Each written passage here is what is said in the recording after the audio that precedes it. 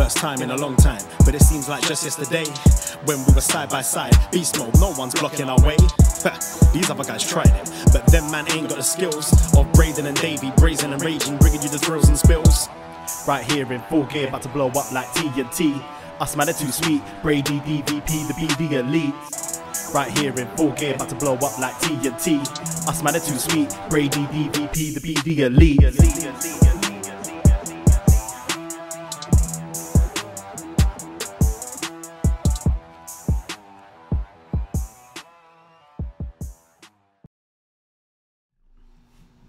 Hello. Hello, hello, hello. Braden Herrington here with Davie Portman for BDElite, live on twitch.tv/upNXT podcast. Stole my line. I'm sorry. Stitcher, Google Play, Apple Podcasts, whatever. Spotify, YouTube. Keeping you on your toes, man. Everything, yeah, we're switching things up. Yeah. Welcome. If you found us, you could be listening to any podcast, but you chose to listen to us. Proud of you. So made the right choice, guys. You could have been anywhere in the world. Yeah. You're here with us, and we appreciate that. It's Wednesday nights. You know what that means. It's Dynamite. It is indeed. Yeah, we're your Dynamates. That's right. And we've been away the last few weeks for our AEW shows. Had BDElite, B Detroit. Yeah. Sorry, there we go. Yeah. B Detroit on B's. BDElite last week, who did a great job. We even infiltrated the post podcast feed. That's right. So big debut there from B Detroit, and he did us proud. Yeah, you guys took over John Away's feed as well for some BDElite. So welcome any new people who are checking us out this week on this feed. Yeah, I was Jack Evans down in Mexico, but I made it out. You're back, and I'm back to talk. I actually watched Dynamite last week. Did I watch it? My hotel room in Mexico had TNT, so I was like, when it comes Wednesday night, I can just throw it on. It was like Mexican TNT. I don't know what the difference is, but instead it just played those expendable movies, like with all the action hero people. Marathoned it like all the time. I'm like, stop, please. I never saw them. Yeah, but then I was like, okay, how am I gonna watch this while I'm down there? And then I alternative means found Dynamite live last week, so I did get to watch it. But I listened to you and B chat all about it. But last week was like the Christmas show, kind of like. Last week's was kind of odd. This week's was kind of odd, to be honest. But we had some also awesome stuff to talk about today. But yeah, it's I think last week's show didn't quite hit for me, but it felt like we have these AEW shows every now and then where they're like, next week's a big one, so let's just it's the last one on TNT and all that. But yeah, AEW is always enjoyable, even if it doesn't quite hit that level. Yeah, we got to see Red Dragon, Kyle O'Reilly, and Bobby Fish, and Adam Cole, the Paragon Security. Is that what they call themselves? Yeah, something like that.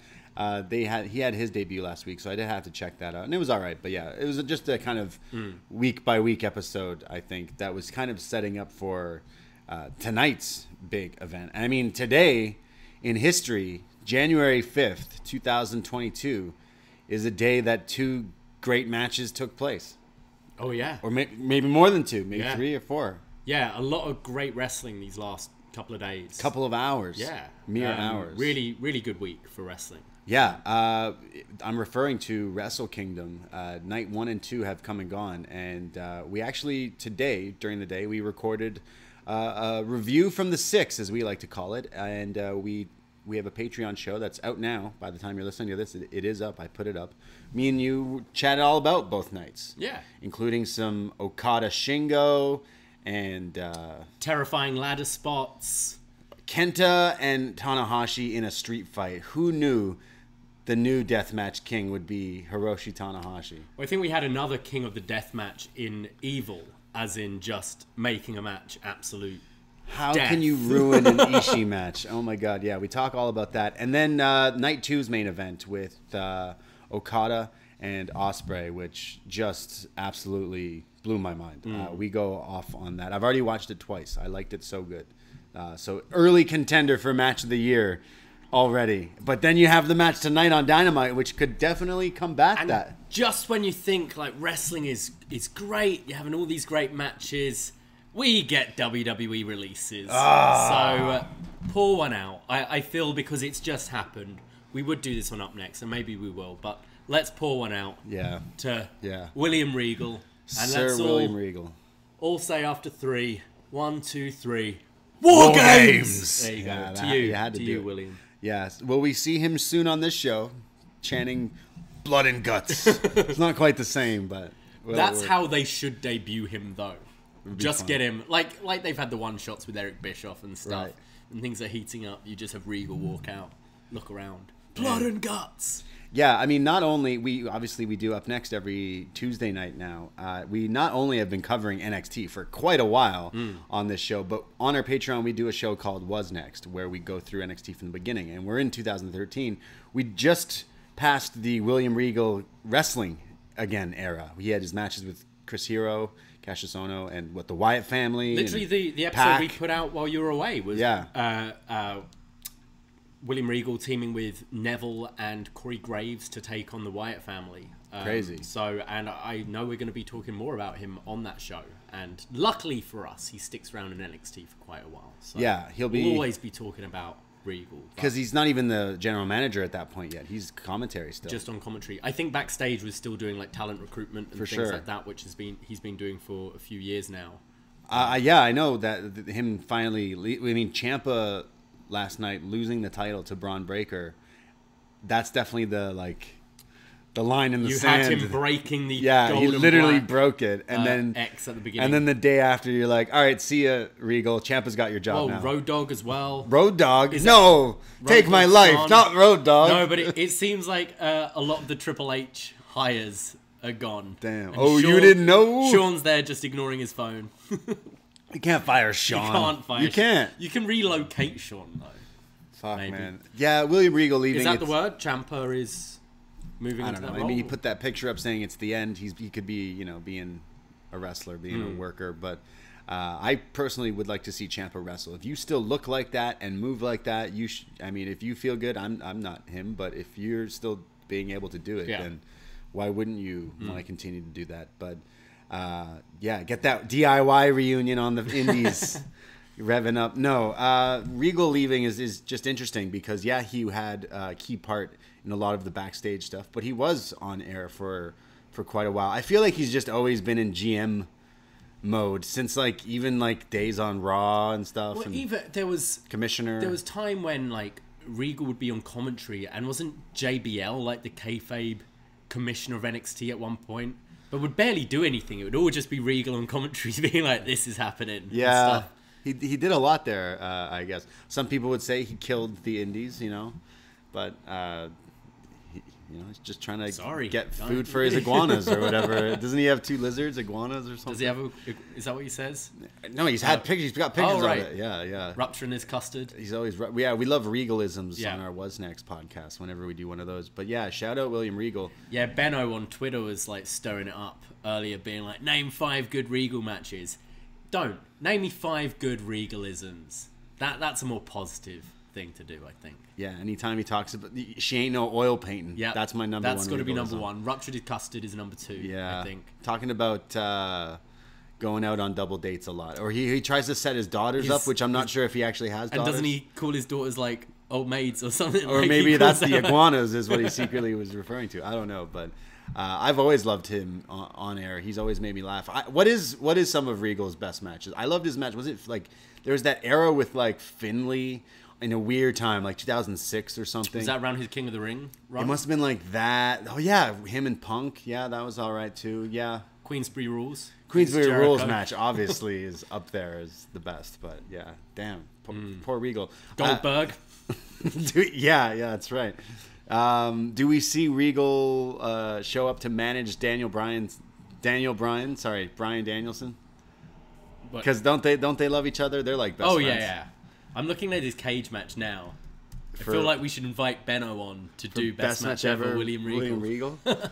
Yeah, what would it be? The King of the Ring? I'm looking at his highest rated matches. Lord now. Steven Regal. I mean, he's got an 8.65 rating on Cage Match. He's very likable. I mean, the guy teamed with Eugene Tajiri. Dean Ambrose versus William Regal in 2012.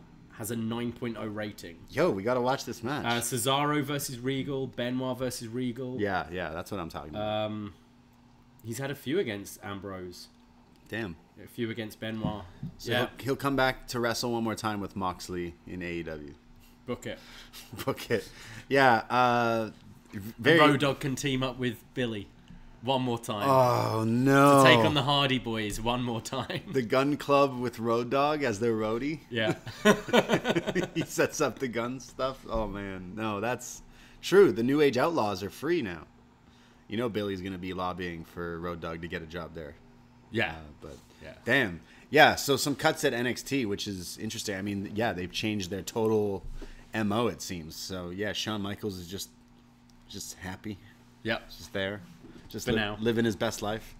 Where's Triple H? I hope he's doing all right. Has anyone told him? I hope Triple H has, like, while he's resting up, has completely removed himself from the world of wrestling. He doesn't know anything going on. He's on some island somewhere just rehabbing and being good. And then he comes back and is like, what the fuck happened? They purposely didn't give him his phone. Yeah, they're like, don't... You know when, like, something like you're on holiday and something bad's happened at home and it's like, let them enjoy their holiday. They can deal with it when they're back. I don't know if he's on a holiday. But... No, I know, but I'm comparing it to that. Right. It's like let's not ruin their break. He's recovering. Let's not ruin that. Let's not take that away. Let's not put extra stress on him right now. Yeah. What's he gonna do when he comes back? Like, show him and be like, what has happened? It's like, this isn't Karrion Kross. Looking at Brock what's Breaker. going on? Who are these people? it's yeah, maybe You can't sleep here. Who are you? Triple H is going to be released. Yeah. Future and then team endeavor. up with Freddie Prinze Jr. Start his own Fed with Freddie Prinze Jr. and Macaulay Culkin. Book it. Love it. William Regal can recruit. Commentary. Yeah. Recruit. That'd be great. I would watch that. Yeah. Pour went out from William Regal. But yeah, you can listen to our retro NXT reviews and our Wrestle Kingdom 16 review all on the Patreon, as well as Best Match Ever 2021 Part 1 we recorded yesterday. It's coming out Friday, and then Part 2 will be out on Monday. So we're counting down our top 10 as voted by you and me and Davie, our top 10 matches of 2021, and we're going back and revisiting them. Is so easy to do and so awesome. Which we actually talked about Ospreay Okada from last year, which is a good primer for this year's one, because I can't stress how much I love that match. Maybe we'll be talking about Hangman Bryan Part 1 as well. We just might. Maybe. Siino in the chat right now is pointing out, pour one out as well for Timothy Thatcher and Danny Burch. Holy! Yeah. Whoa, the Danny governor. Burch, one of the OG. He's been in NXT for quite a while. The original governor. Yeah. Danny Burch. Damn. Him and Oni are both gone, right? Yep, so it can be the Hardy Boys, Billy Gunn and Road Dogg, and 1 and 2. 1 and 2. Throw them up. In a TLC match. Damn. On Rampage. Danny Burch and Thatcher gone is interesting. Thatcher, kind of a waste there. Yeah, that's kind of an exciting... Like, I can see him doing a pretty cool, like, indie run stuff. Yeah, I want to see him fight Moxley. Yeah. Right away. Bloodsport. Do it. All of that. Bring Bloodsport into like AEW somehow or something. I don't know. But he had what? The Fight Cage? Fight Pit. Fight Pit. Can never forget the Fight Pit. Yeah. Thatcher. The team with Riddle briefly. That was fun. Thatcher with his... we think of all the weeks of learning technique that have now gone to waste. Taz saw it and was like, oh, I like that. I can do that. Yeah. Now we've got Andre Chase instead doing it. Yeah, that's what's fucked. I'm sorry. No disrespect to someone like Andre Chase, but you let Thatcher go. Yeah. You let this guy go. Yeah. He's old. He's an old man. He's scary looking, but he's amazing. Speaking of Siino, who pointed that out, you can also listen to Shot in the Dark for free on this very feed. And I'll be joined with him on Saturday as well for our Impact Hard to Kill review live on Twitch after the event. Yeah, you're recording. It'll go on this very free feed as well. Hard to Kill Impact Wrestling, but join it live on the Twitch as well because you'll be doing that. So many shows. Reminder, Tuesday nights is up next with covering NXT 2.0. And of course, like tonight, Wednesday, we cover BDElite every week talking about Dynamite and all that stuff. And yeah, Wrestle Kingdom stuff again to drag it back into that. CM Punk heard a one Kazuchika Okada in an interview claiming, hey, while he's still wrestling, I want to fight Punk before he retires because it might be soon. Is that why this week, like last week on Dynamite, he was like, you know what, MJF, I'm over you. I don't need to fight you. I'm over you. And then this week he was like, all right, MJF, we're getting this done. We're doing this match next week. I've got next week, and now I've got other things to do. So Okada calls out CM Punk and Bryan Danielson in an interview plugging Wrestle Kingdom this week. And CM Punk has put out a tweet saying, hey, Rainmaker, this is where you can find me. And he puts the address of the United Center in Chicago. So to tease all us wrestling fans here, CM Punk, Okada, sounds great. But I think the money match is beyond that, is Danielson, Okada. Oh, yeah. Yeah, this aggressive Okada versus crazy, whatever Danielson's on. Is he still vegan? Because he's going to be, he bleeds a lot tonight. And we'll talk about. A lot of aspirin tonight. Yeah. I mean, Shibata's back, so Shibata, Danielson. There's so many. I hope this pandemic, after this spring and stuff, because I know in the States, watching this tonight, no one in Jersey seems to care, but in Canada, we're locked down again this week, and everything's shut down, and everything sucks. So hoping that, like, in the next half of the year, that, you know, maybe things do move in the right direction and restrictions and stuff. Basically, I'm saying I hope everyone in the world's okay, but can we get back to wrestlers traveling back and forth to different places? Because I want to see a lot of these dream matches that are now quite possible that can happen, but now this stupid COVID is ruining absolutely everything yet again. But damn, so many dream matches I want to see in some open doors. But another thing we never got to talk about just briefly is, and I don't want to do spoilers even though it's like 3 weeks, we saw Spider-Man. Oh geez, I still can't. Theater shut down 2 days ago, so I can't even go see it again because all the only copies online are people who filmed it in the theater, and I don't like those people. But at the same time, I feel like I'm got one of those bootleg DVDs you're putting like back in the 2000s. I just want to watch it again, and it's not on digital or whatever. Like, I already saw it, and it's amazing. It's instantly my favorite MCU, whatever you want to call those movies. Like, fantastic. But I'm trying to watch it again, and now theaters shut down. I'm just like, I'm happy I saw it, but when do I ever want to go? Again, yeah, that's so rare that I want to go see a movie again. Yeah, I was chatting to a girl the other day. Oh, yeah? And she was like, I'm finally going to go and see it. And I was like, awesome. I think you'll love it. Loved it. And she was like, I don't know. I don't like that director. I was like, what the fuck has this director done apart from Spider-Man? I was like, Spider-Man movies? All right. And then she came out and was like, didn't like it.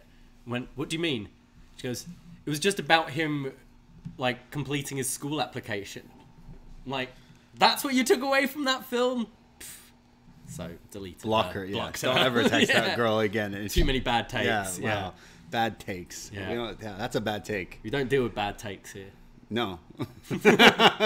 Sometimes we have them, and we deal with them accordingly. That's enough. That's enough for my life. Just yours and my bad takes. That's enough. Yeah, not like, dealing with pretty girls with bad takes. Not in this decade. That's it. That's it. I absolutely. Yeah, love red that flags. That's what Fire Franks put up. Red flags. Red flags. Over, yeah. That they don't like Spider-Man. Yeah. I didn't like Spider-Man No Way Home because the plot was he was trying to apply for college. He's trying to get into college. She might need to do that. Yeah. I thought I had to say I just love that movie. Yeah. So shout out that movie. But hey, shout out AEW because they're moving here tonight. The first ever edition, not on TNT, but on TBS. What does that mean for us? Nothing. Absolutely nothing. I used to have TBS here in Toronto. We've talked about this before, but since it's TBS, the first ever episode here, TBS used to air wrestling and WCW and stuff. So I do have memories of seeing it on TV and watching here and there. But with this now on TBS, I think it might make more eyes on the product. It will certainly be interesting seeing this week. What the numbers are going to be like if it's much of a jump. Obviously, a big match being promoted. Yeah. And kind of some people are still in a bit of holiday mode as well. Like, don't know. Yeah, I really want to see Dinner and a Movie brought back.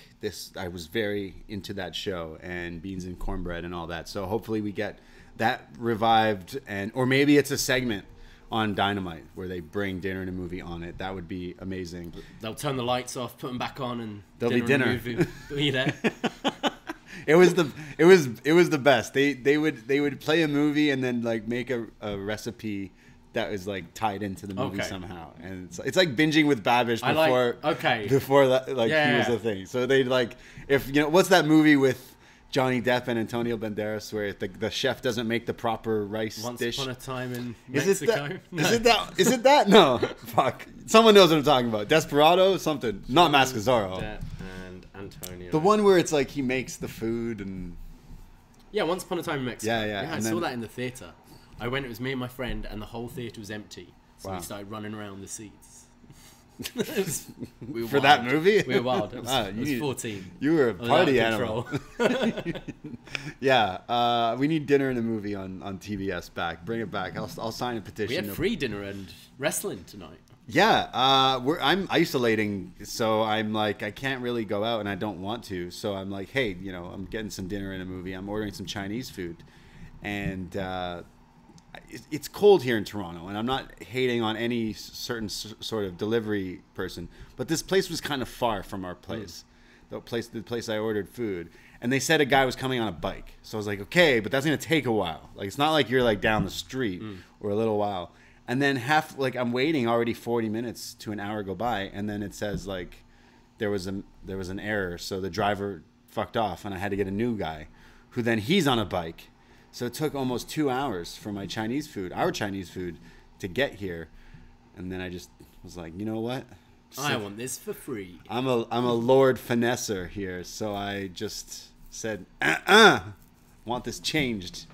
And they said, poof, here you go. Isolation has got us very used to being like, no, drop right outside my door. I don't want to talk to you on the 22nd floor. I don't want to see you. Just come up. Buzz in. Leave it out there. Leave it there. Accept the tip when you see it. You'll get tipped. Don't worry. Just help me out, and I'll help you out. Bring it to the door. I love that feature. What a world we live in. You can Uber Eats things. But yeah, I got it for free. So, damn. Good shit. Yeah, man. There's also one more thing to talk about, because take in everything I just said. Everything I just said. And never mind it, because Street Fight tonight. Oh boy, wow. Tony Khan wasn't really on Twitter tonight, was he? I didn't see, no. But yeah, obviously a bit of a bad look on New Year's Eve. Don't drink and tweet, guys. Yeah. Oh yeah. Okay, so Tony Khan replies to a big Swole interview by putting a tweet out by saying a bunch of kind of weird things in the tweet, and then ending with Street Fight tonight. Don't forget to tune in. He basically promoted all the kind of people of color that have won in the last week or so. Yeah. And said that him and the other owner are persons of color, and that they didn't renew her contract because she wasn't a good enough wrestler. Jeez. Which, not a real good look. Whether that is his beliefs or not, I don't think that's the way like a president of a company should deal with things. And just kind of shitty. Yeah, it is. But Twitter was great that night. Twitter's wild. The app is free, people. Yeah. At upNXT Podcast, if you don't follow us already. But yeah, Tony Khan doing that was a little weird. He's not apologized, because Vince McMahon, always says if you apologize, it shows weakness. So TK, I don't think he's apologized. He's not even deleted the tweet. Some people in AEW have come out and like supported him and said like, hey, I support TK, even though I think everyone agrees that he maybe should not have said that, or the way just in general. Like, come on. There was Britt clearly at the same party, like liking. I got you, boss, and then went, ooh, quickly undo that one. No, we're two white guys who do a podcast about wrestling, so really, what we say, take with a grain of salt here, because I think people are going after TK, and some people are going after Big Swole because she was the one who kind of started this whole topic. I will say that there is a lot of white people in AEW, and look at it's simply looking at the posters for the past like year. Yeah, kind of tells you like, yeah, okay, but Mark Henry says it's time for the main event. Yeah. Like I see it. Sits in front row with a clipboard. Yeah, it's like, okay, I definitely I do see it, especially yeah. So I mean, AEW, they have a lot of other representation, I think, when I watch. But something I find I like, there is a lot of white people on the show, and I can totally side with some people's views on AEW, because I think over time it's been the criticism. They've been around for what, 3 years, and I think that's been the main, like, since it started. Like, hey, that's kind of the one thing. Maybe there should be some changes, and it maybe hasn't happened, and some people are kind of now taking to it, and especially TK doing himself absolutely no favors doing that tweet. I think he was wrong for doing that tweet. Yeah, I mean, I would hope that there've been words like outside of Twitter. I hope so too. I don't really think you need to be having these conversations on Twitter anyway. No. And even when you're seeing people like jumping on him or defend it, it's like, just fucking text each other, guys. Like, why? Like, it's such a weird world we live in now where, I think years ago when those like leaked emails from Sony came out of like, wasn't Fincher slagging off Angelina Jolie or stuff like that? Now you just all do it on Twitter. It's like, I could text this. No, let's tweet this person.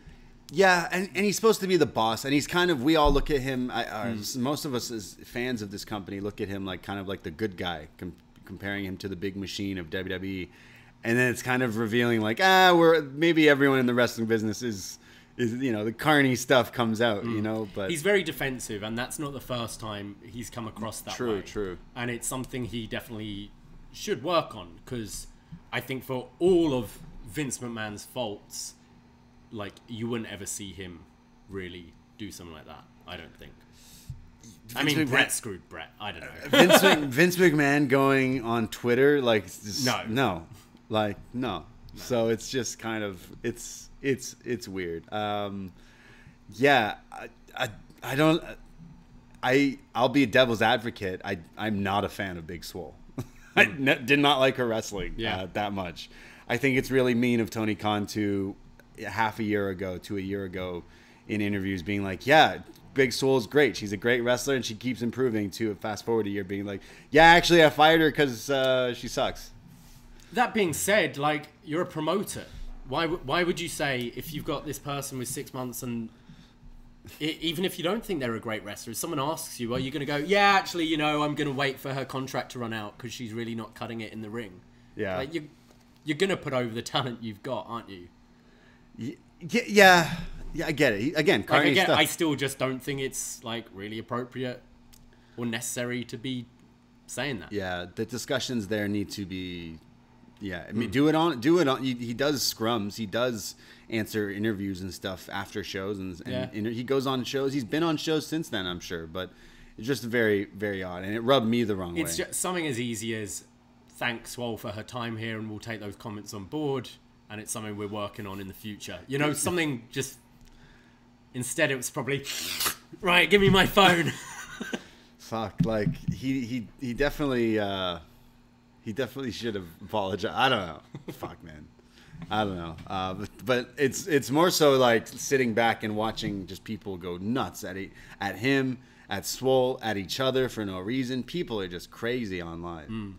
And sometimes I think we have to remember that wrestling exists not just in Twitter world. Like, there's a whole load of people that are like, yo, why are they booing Cody? What's wrong? Why are we booing him now? Like, there's a lot of people who don't associate in that world, who just watch the show week to week, who decide, I go outside.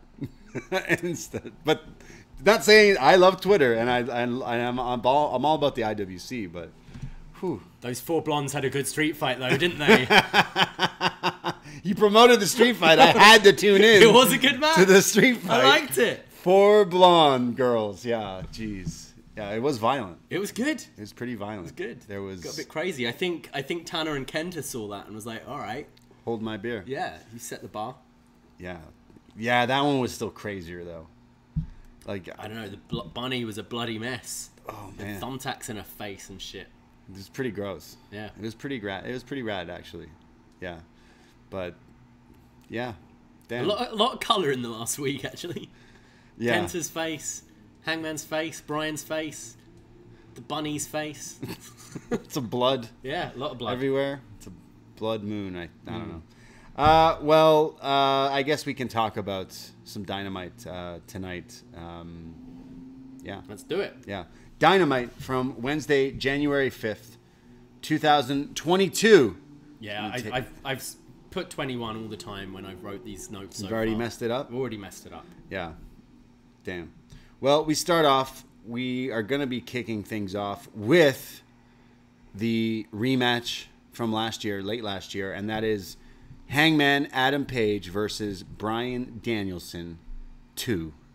That's right. It's going to start off our time limit, AEW title on the line, but if it goes to a draw like last time, well, we have some special judges here tonight to help score the match if it comes to that after the 60-minute.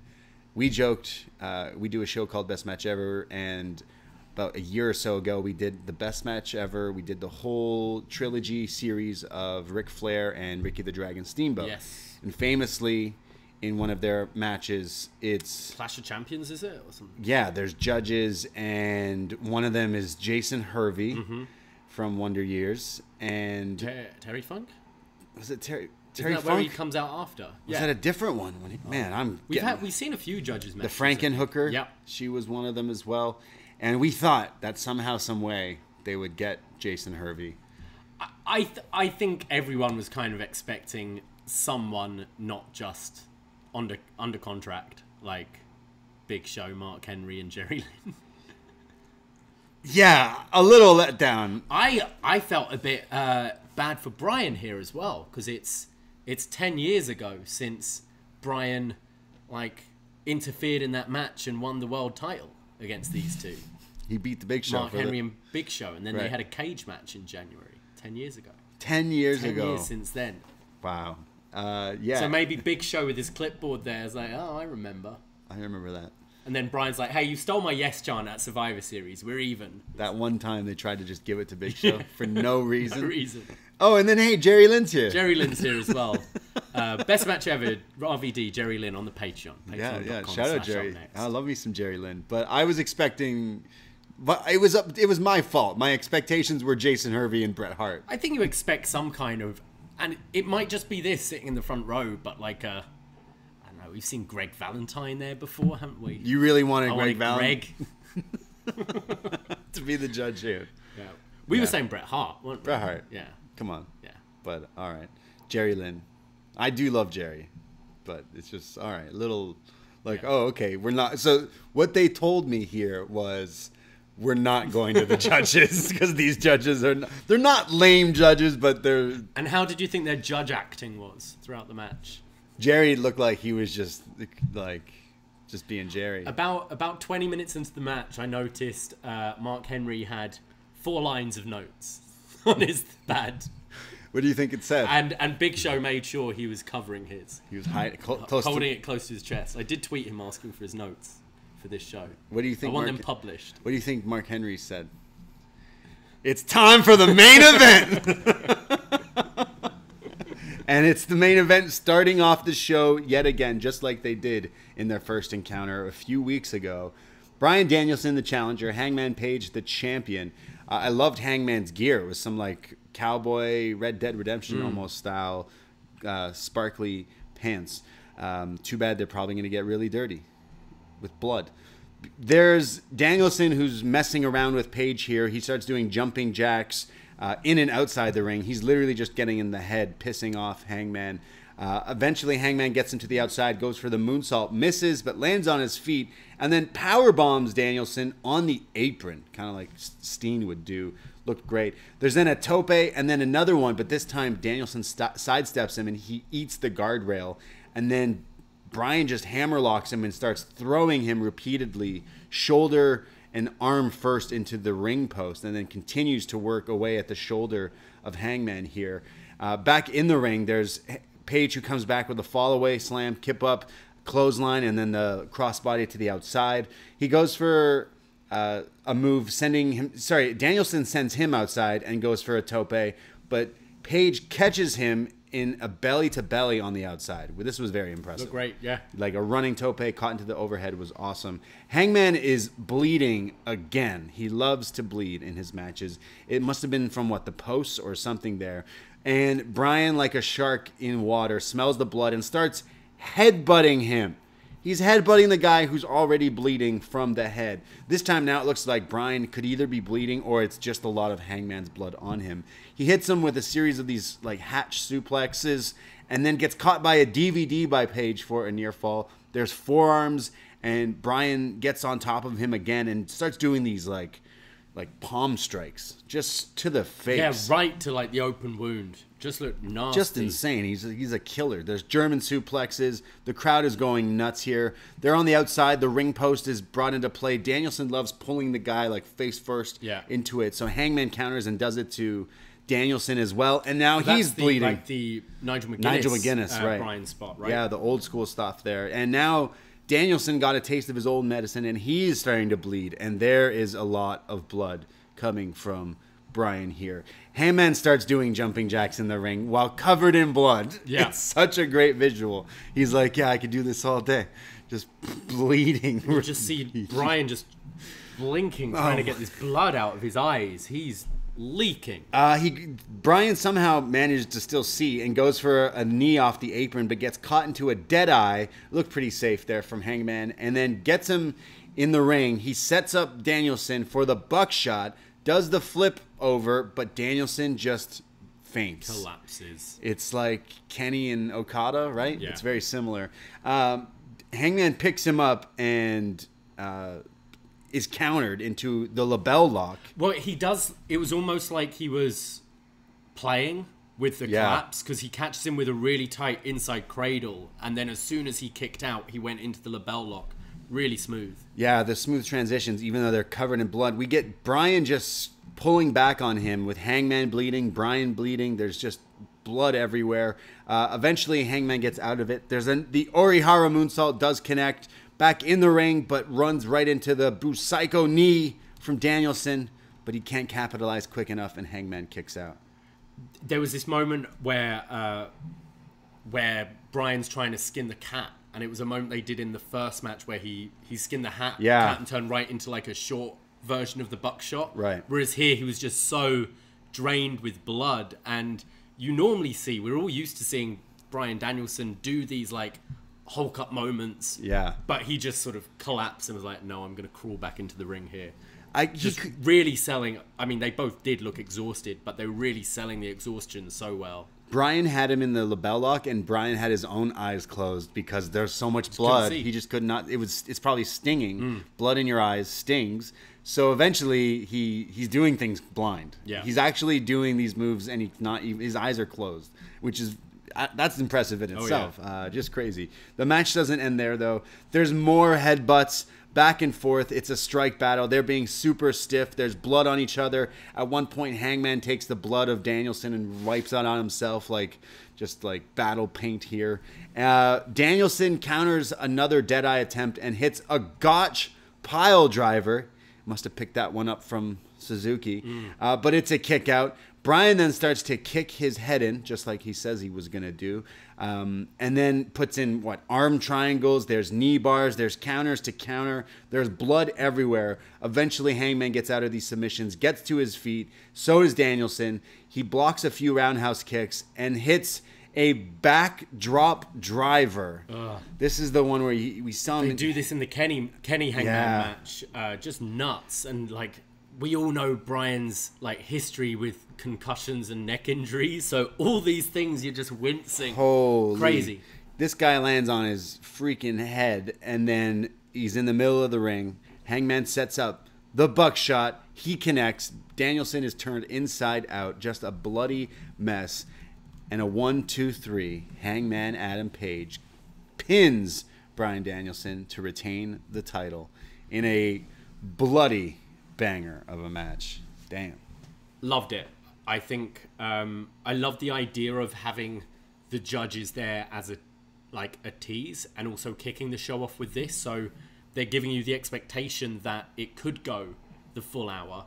And I think it's something as well where you can always you can always have judges again and eventually go to that finish where you have a judge's decision. I also like when, and I felt this when we had the series of Omega Okada matches, when it came to the G1 match, and you go, well, I've already seen these guys wrestle for an hour, have these draws. How are they going to have a match in 30 minutes? And you see the change of style.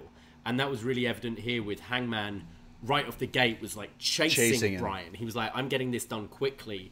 And just more of the fight aspect where you can't keep this up. Whereas the first match was a lot of actually wrestling and mat wrestling to start with and then started to pick up and get crazier. The way they were brawling here, you can't go an hour with this. You were going to get a finish. I think the time was, 29 minutes? It felt like half an hour, yeah. Which is very similar to the Kenny one as well. So again, Hangman can now be like, I beat both you and Kenny in under 30 minutes. True. Which I like as a little story thing, because I feel Bryan, this isn't the last time we're seeing this match, and obviously we'll see the Bryan Kenny match again at some point. So I like how these three are now like connected with similar kinds of matches they've had, but brutal. Brutal is the right word. These guys were bloody. You thought Hangman was a mess early in the match, and then it just cuts to Danielson. And I was he's really worried leaking. for Danielson at one point. He was It was like Evil Dead. Yeah. It was going everywhere. It was all over the place. And he fucking watched Ospreay Okada last night. Yeah. And he's just like, all right, well, TBS, let's have it. Fuck. Honestly, a match of the year contender instantly. I think I preferred this to the first one.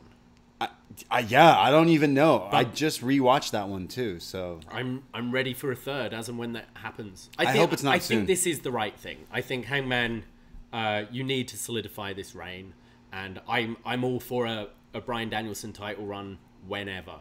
I would have been all right with that, and it would have been a great swerve. Too. But Hangman, but I think Hangman, this rather than Big E, unfortunately, who's someone who we've wanted to see be champion for a long time, and it kind of just ended with a whimper and didn't really have much of a reign at all. Right. I think now you've had Hangman, 2 title defenses, which are match of the year contenders. Already, in my opinion, this is better than Kenny's reign.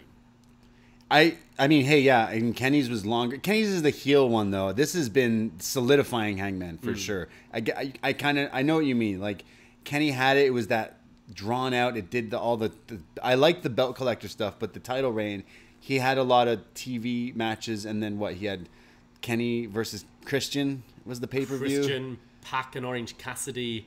You just had again good matches. All good matches, but not like not like this.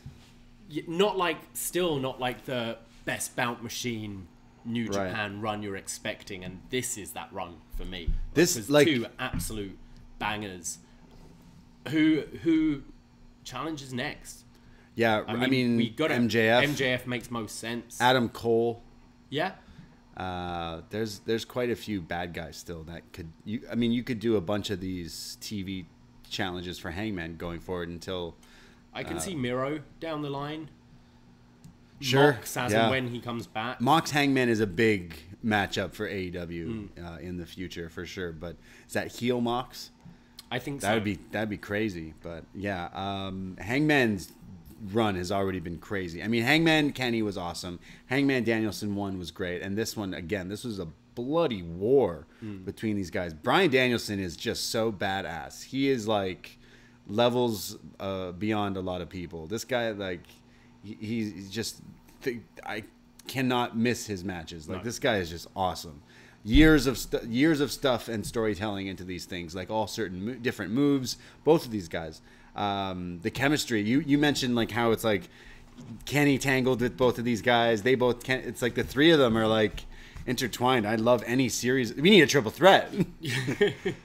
I wonder, thinking of Mox, if he was the original plan to win that tournament and kind of have this feud, because the Bryan heel turn happened very suddenly, right? And the way they were building up Mox with being more and more aggressive, would have kind of worked with everything you've done with Bryan here, with Paige. Yeah, that's true. So it will be interesting when he comes back. But yeah, an absolute incredible match to open the show. Just crazy. Like, definitely we'll be watching this back in the near future. But just bloody, brutal. It was two guys just going out. This is what I like in my pro wrestling. And to start off TBS with this, like, bravo. People probably watching this never watched this before and were like, oh God, this is terrible. These guys are bleeding all over the place. This is not, what is this? TBS. Oh, I'm changing the channel. Yeah. A lot of other people are tuning in being like, whoa, this isn't WWE. This is different. This is pro wrestling. This is violent.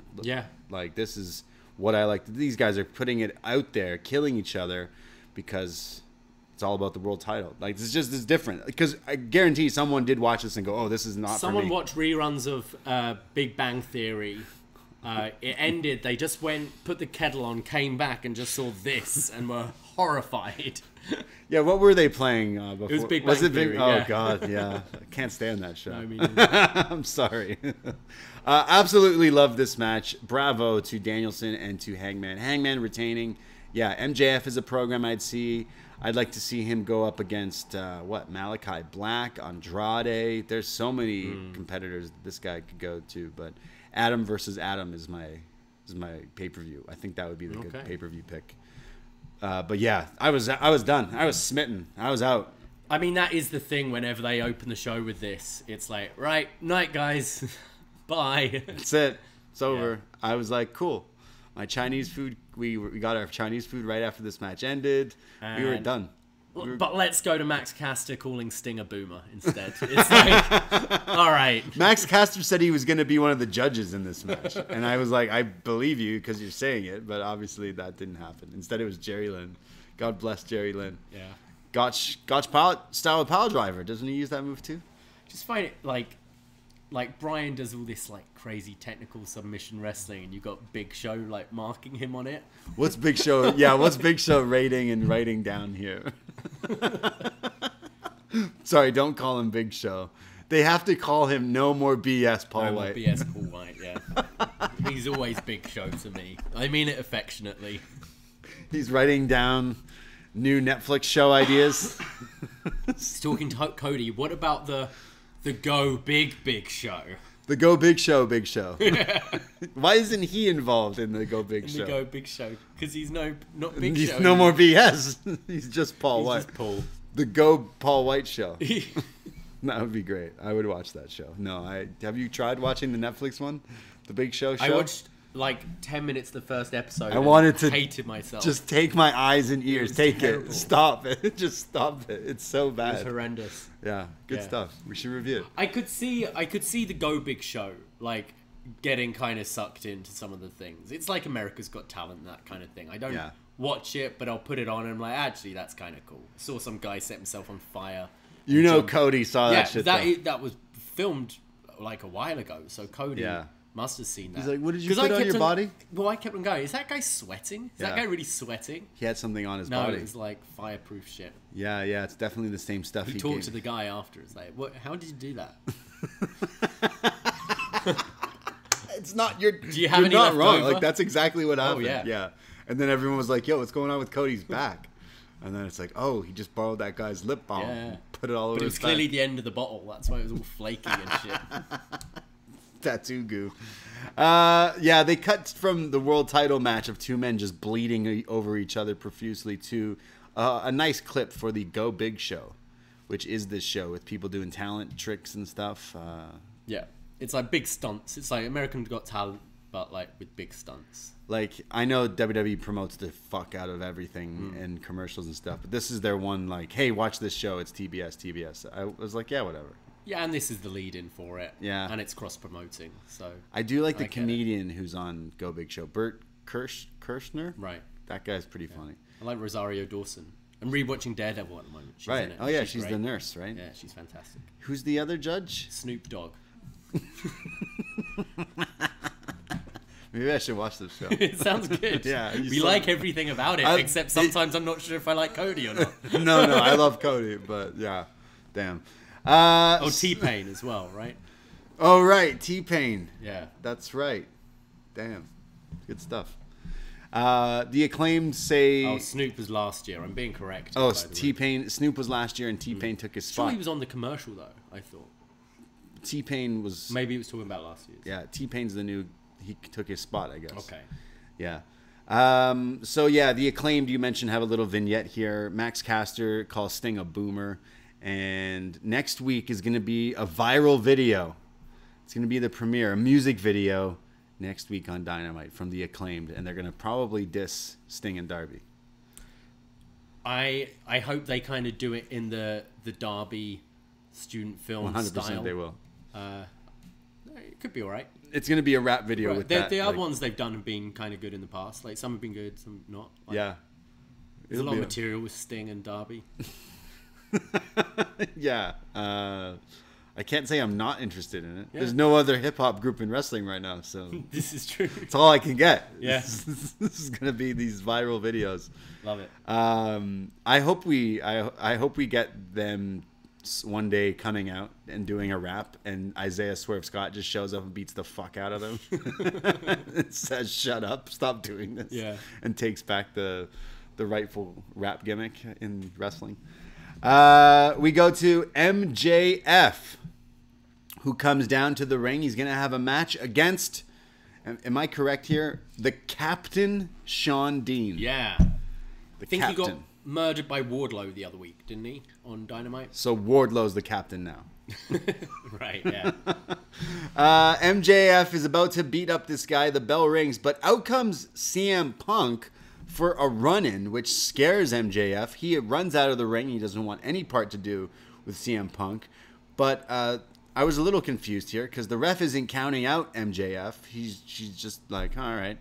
And then Punk turns around and picks up the captain, Shawn Dean, and hits him with a GTS, therefore causing a disqualification, and Shawn Dean, the captain, wins the match.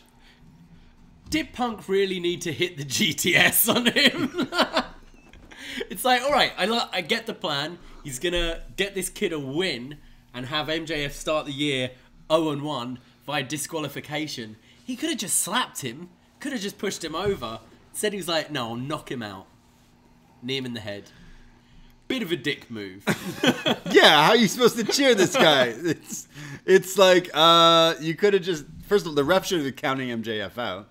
Yeah, I guess had the bell even rung? Yeah. It had rang. I think so. Then he should have been counted out. But the refs were just... I think they were hung over this week. They're like Punk's in the ring. Refs like weren't refereeing at all. Wouldn't you be like, yo, Punk, get out of here? Yeah. There's a match. What are you doing? But instead it's like, Yeah. Yeah, I don't know. Like the boot to the gut before the GTS would have been the DQ. Yeah. And Punk would have been like, I got you. But so, no, I'm going to knee you in the temple. I just literally, the move is called go to sleep. And hey, you wake up. You won your match. You won. It's like Triple H when he randomly had to pedigree Brian Kendrick and Paul London once. Or probably more than once. People know what I'm talking about. There's a segment where Paul London and Brian Kendrick save Triple H from this like epic beatdown. And then he's just like standing tall with them, and he's just like, "Fuck it, I'm Triple H," and pedigrees them both, and then stands tall. It's like, why did you need to do that? Didn't quite get it, but I was like, I can't say I wasn't entertained by this, but it continues because Punk has a microphone, and he's like, "Do you see what just happened, Maxwell? Do you see what just happens? This is gonna continue to happen. You're 0-1 now." In 2022, because yes, the rankings reset here in AEW. He says, if you continue to avoid me and duck me, this is what's going to happen. So step in the ring with me, you little bitch. MJF is pissed. He has a microphone. He's on the ramp. He says, it's bad enough that I'm in this herpes-infested town of New Jersey. Boo. I thought that was pretty funny. He says... They are not winners, and Punk says, well, they're winners and you're not because you just lost. And yeah, MJF says, Punk, you're nothing without me. You need me. You're not the guy you used to be. You always say you're the savior and the voice of the voiceless, but I am. You're not. Punk, you're just PG Punk, just a shell of what you were. You think you're Roddy Piper. But Piper was talented enough to main event a WrestleMania. Boo. And if I'm not shown enough respect the respect I'm deserved around here. Maybe I'll go and main event a Mania too. Boo. Punk starts laughing, and MJF says, what's so funny, ass man, or something. And Punk says, I just want to kick your ass. I'm tired of talking. I just want to beat you up. And trust me, if you go over to that place, you'll get released faster than you last in the sack. He said main eventing night 4 of a buy one get one free extravaganza. Damn. Taking a dig at WrestleMania. And then you'll be, released quicker. Good line. We got our WWE call. They always mention WWE and shit on these shows. He tells him... It works for Punk, though, I think. I mean, he was there. I think both Punk and MJF, you feel they tread the line on wrestling promo and just bringing, like, real shit in. We know this guy has a lot of beef with WWE. We know he hates that place, so why not? He says, you'll get released and I'll still be here. So when you come back, I'll still kick your ass years later. I'll still beat you up. And MJF says, fine. He starts screaming at him. Fine. You want the match? You want to fight? You want the match? Next week, CM Punk versus Wardlow. Yeah. Punk's like, fine. MJF says, next week, I'm better than you and you know it. I thought this exchange was great. Great segment. Yeah. Last week, B and I said we were kind of we kind of felt it hit its peak and then has been like fizzling a little bit. This got it way up. And I think next week should hopefully, with the stuff they've been doing with Wardlow and MJF, maybe that's going to come to a bit of a head as well. But it looks like we're getting close to the actual match now. I just, wonder when this is going to be. Yeah. Revolution still feels quite far. Yeah, I guess you make it another big TV thing. I think TBS so, in a few weeks. It'll get a big number, I would assume, because people want to watch this match. I've been loving the promo stuff, but this, you're kind of right. It got it back on track instantly. You just need to let them talk. Yeah. That's what they're good at. And that was Dynamite this week. Poor Sean Dean. Almost said Sean John. The Captain Sean Dean. I love that name. The Captain? The Captain. I want to know why he's the captain. He didn't wear a hat. How would we know he's the captain? He's just the captain. It's like Danny Burch is the governor. Should team. They should. They can. 30 days. NXT 30 days. That's right. So that was Dynamite. Great episode. Yeah. That's awesome first half of the show. Yeah. Punk also ended by saying Piper would fight anyone at any time, so bring on Wardlow, and you're eventually going to run out of people to hide behind, and then I'm going to put you to sleep. So. Twitch Room is pointing out Beach Break is the 26th of January. In Ohio. Nothing says Beach Break like January in Ohio. So maybe it will be that edition, perhaps. Beach Break, Punk, MJF.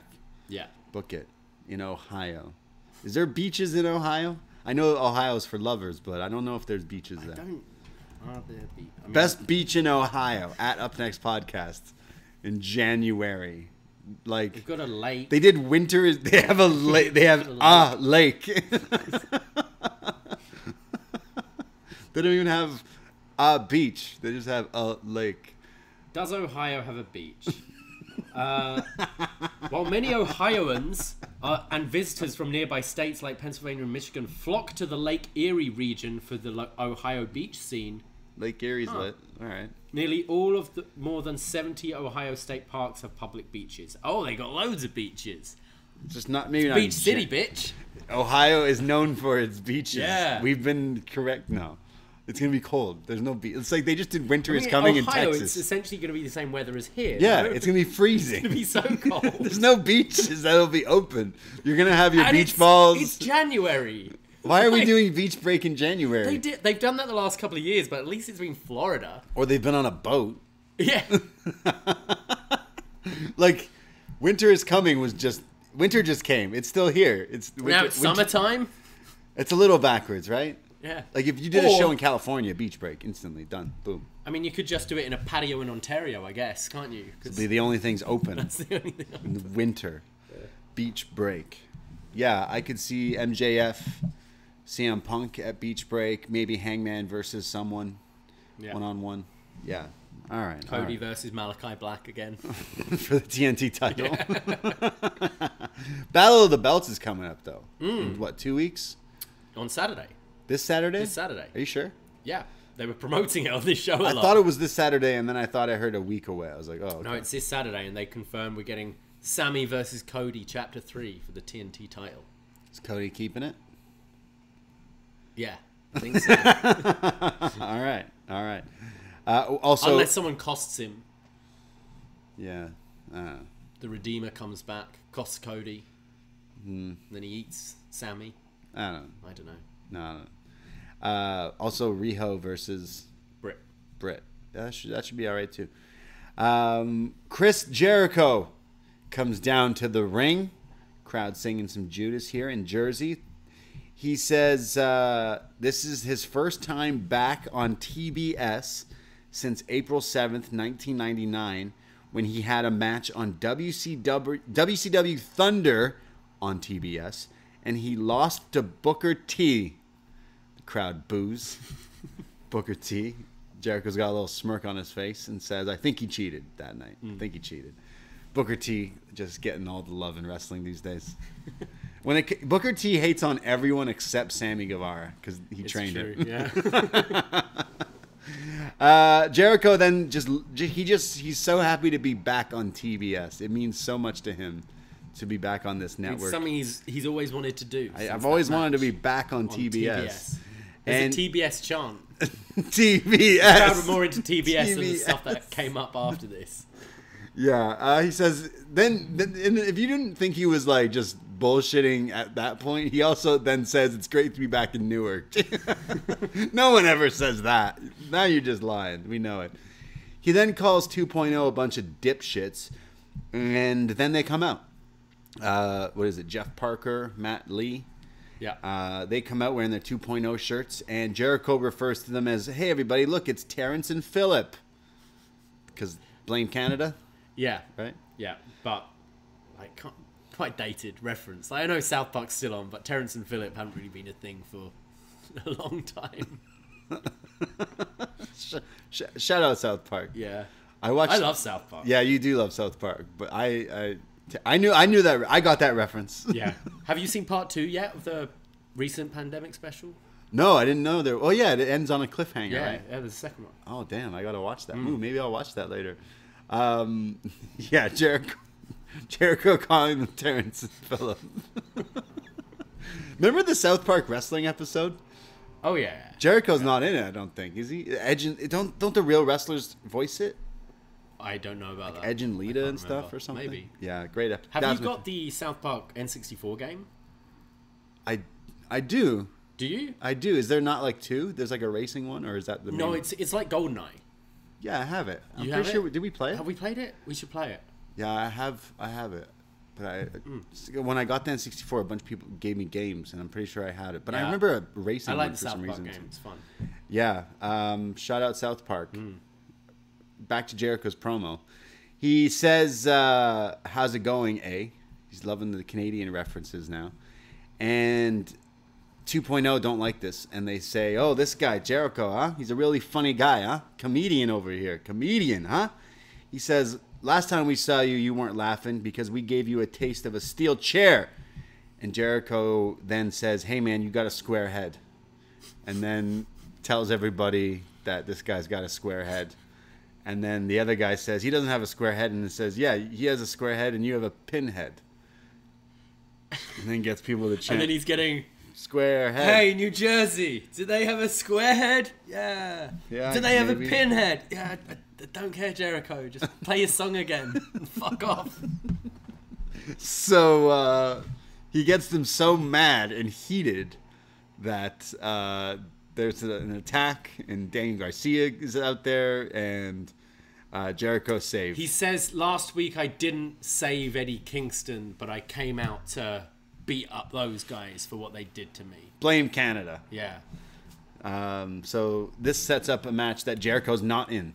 Yeah, so Eddie, Santana, and Ortiz come to make the save, and they've got a match on Rampage, right. I think. this segment was horrible. Yeah, I was a little let down. I think 2.0 are pretty funny, and it just seemed it's making like they're forcing it a bit too much here with the Jericho stuff.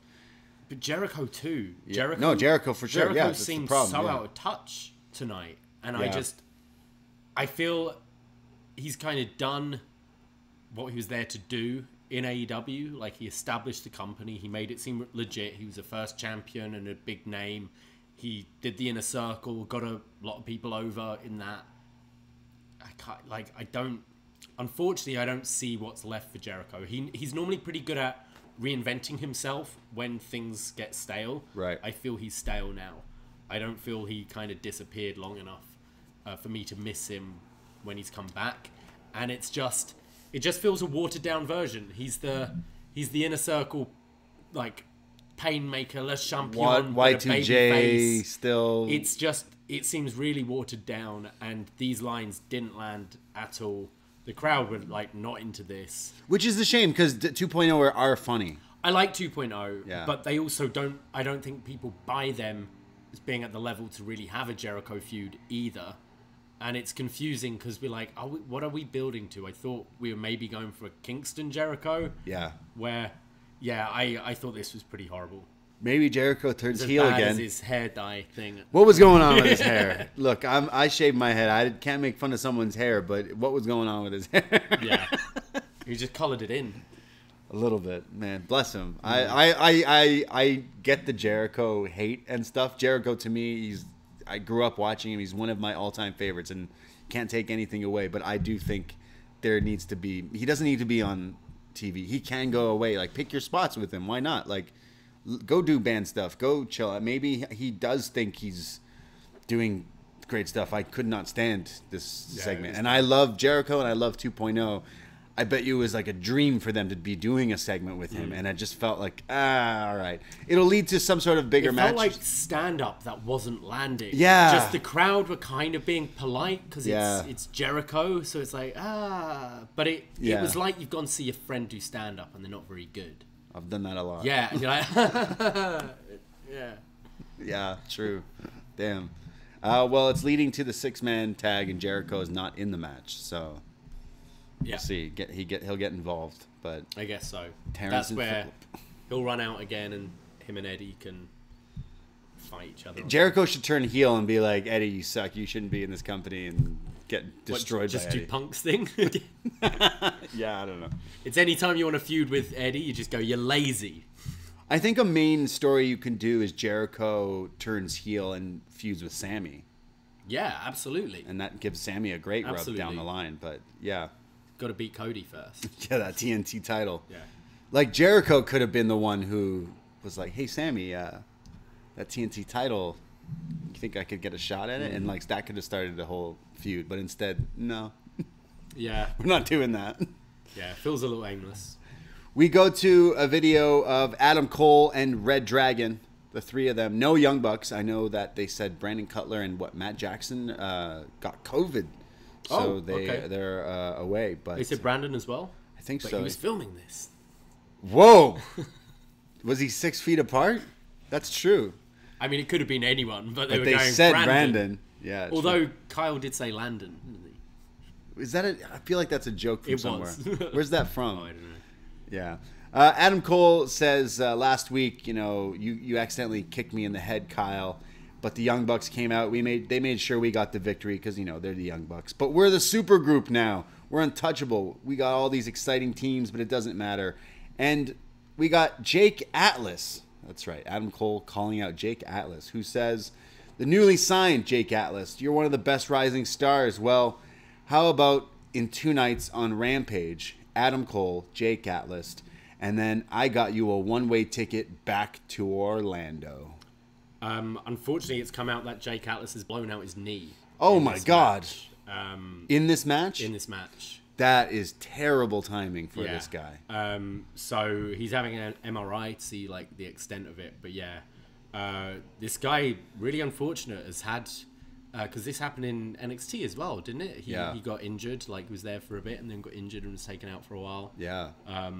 So yeah, really unfortunate because literally just signed.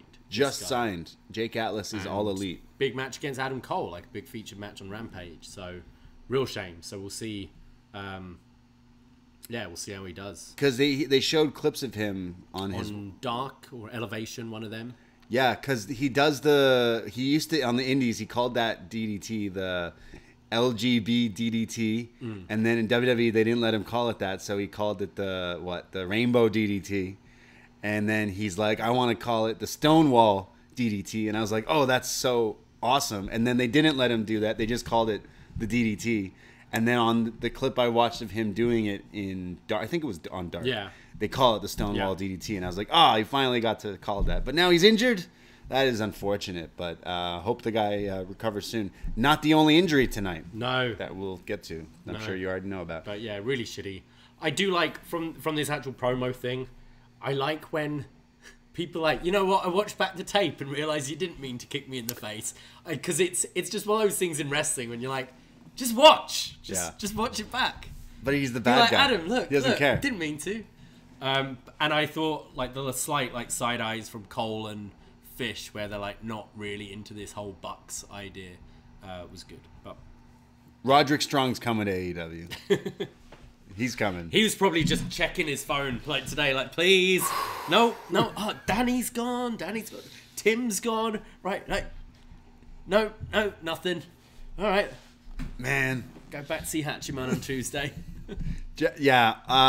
Because Cole should not be with Red Dragon anymore. Like, he's with the Bucks. And you can't end this yet. We're like, we're just getting into it, I guess. But yeah, it's only been 2 weeks. If you bring Roddy in there, then it gets a little even more interesting. But that ain't happening anytime soon unless he's released. True. So there's hope.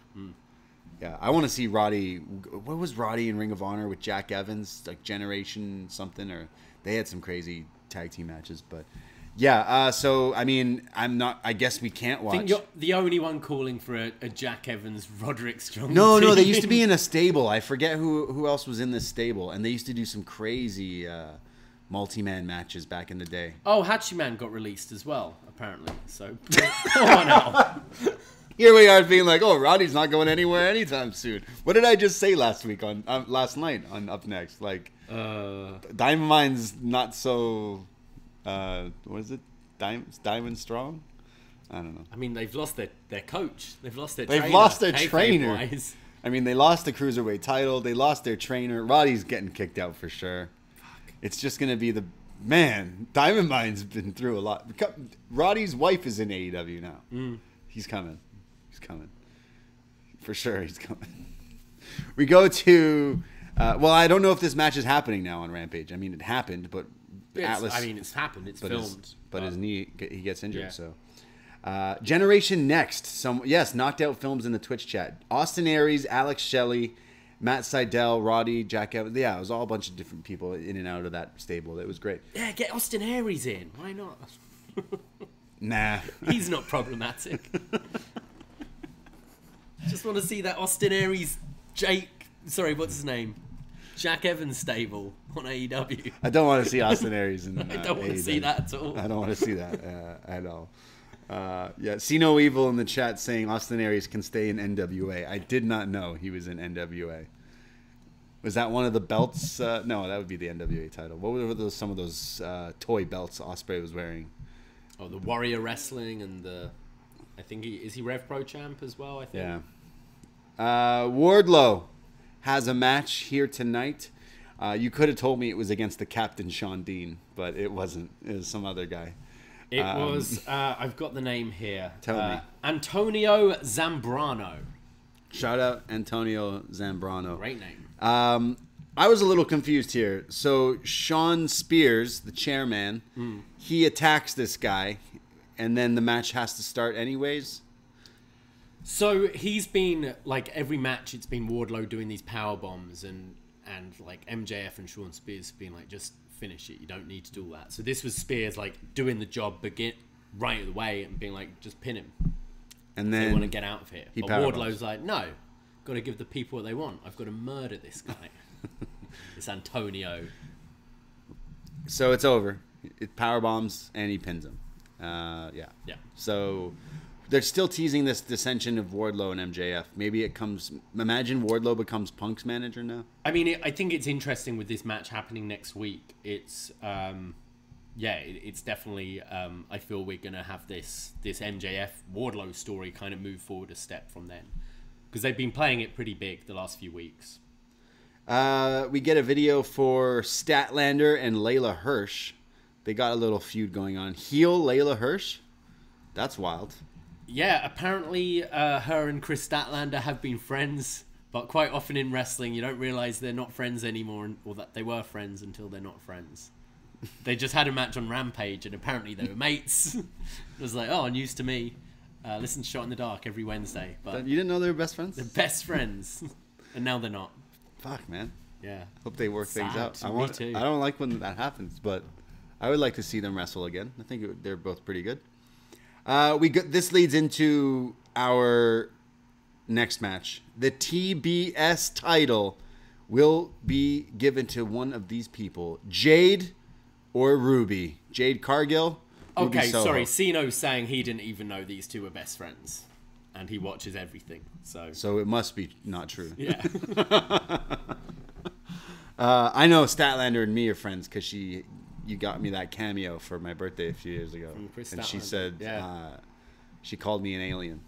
Yeah, we'll have to see if she's available for the UpNXT Rumble. On Cameo? It's all dependent on prices, to be honest.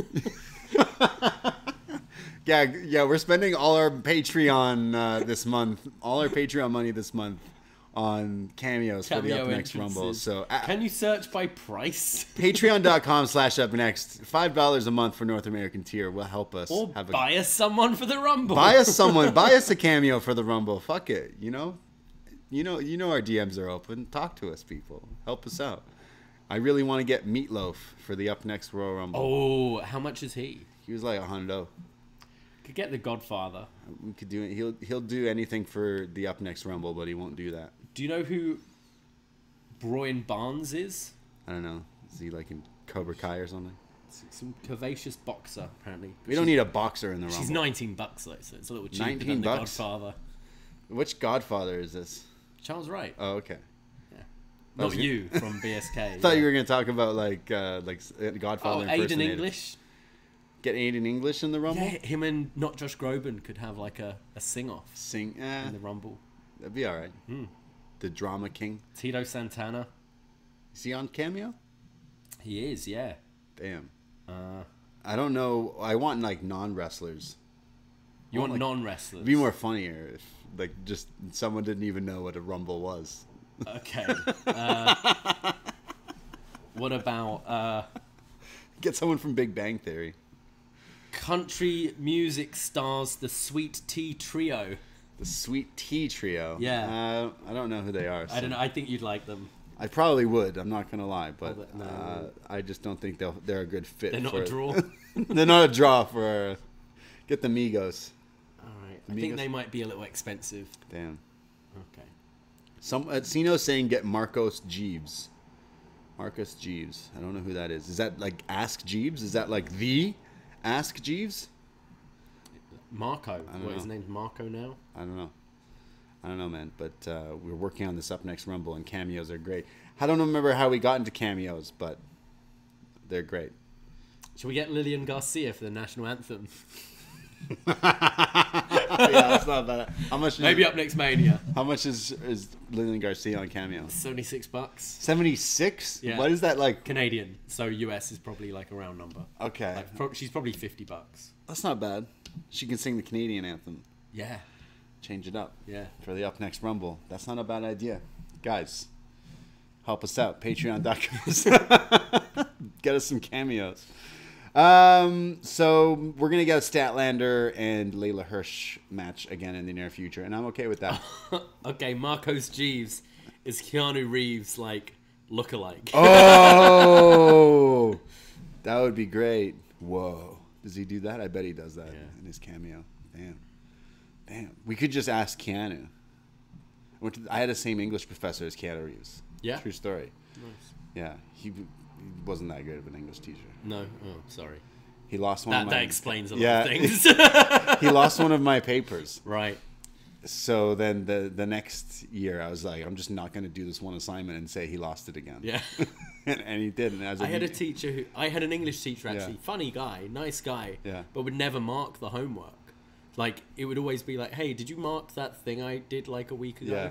He never did. And like, yeah, so I'd often start saying, like, when he'd hand them out eventually, I'm like, hey, where's mine? It's like, just didn't do it. Yeah. He did. In the first time I had him, he was, I'm not going to say his name, but Professor something. Marcos Jeeves. He was like, hey, you didn't hand this in. And I was like, yes, I did. And he's like, oh, I don't have it. I remember he talked like that. He was always worried. Right. He was super old. Like, he'd been doing it for a while. Shout out Humber College. And he didn't give me a proper mark. And I swear to you, I did the project. So the next semester, one of the things I just didn't want to do, I just didn't do it. And then when he was giving out the marks, I was like, yo, you didn't give me my thing. He's like, do you remember? I was like, yeah, you already marked it and everything. You already gave it back. And he's like, well, what did you give me? I was like, yeah, an 82. 100%. No, you got to go like 80. Yeah. I went 82. And he was like, yeah, totally. Boom. There you go. Shout out Keanu Reeves and his English professor.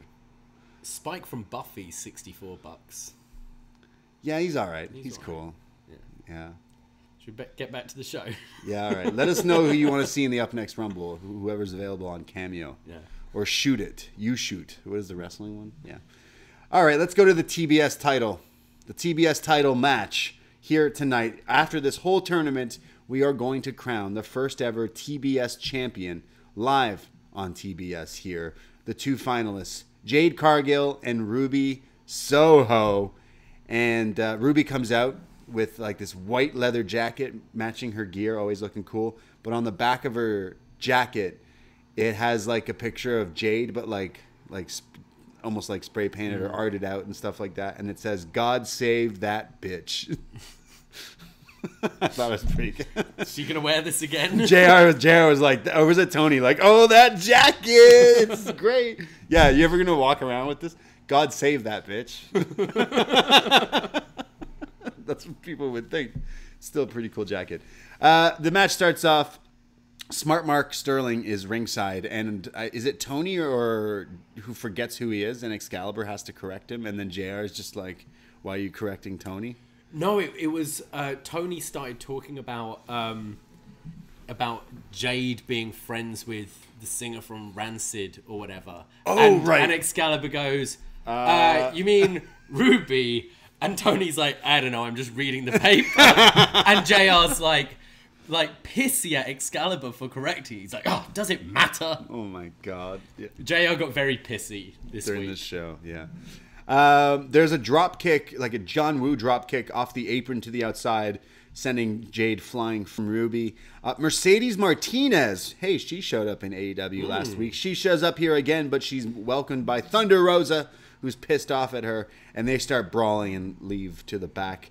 They go to picture-in-picture while Jade is in control. She's beating down on Ruby, and kind of similar to Danielson in his match, just starting doing push-ups and acting all cocky during this picture-in-picture. When we come back, Ruby fights back. There's a series of strikes, and then like an STO leg trip, or Everything is Evil. Yeah.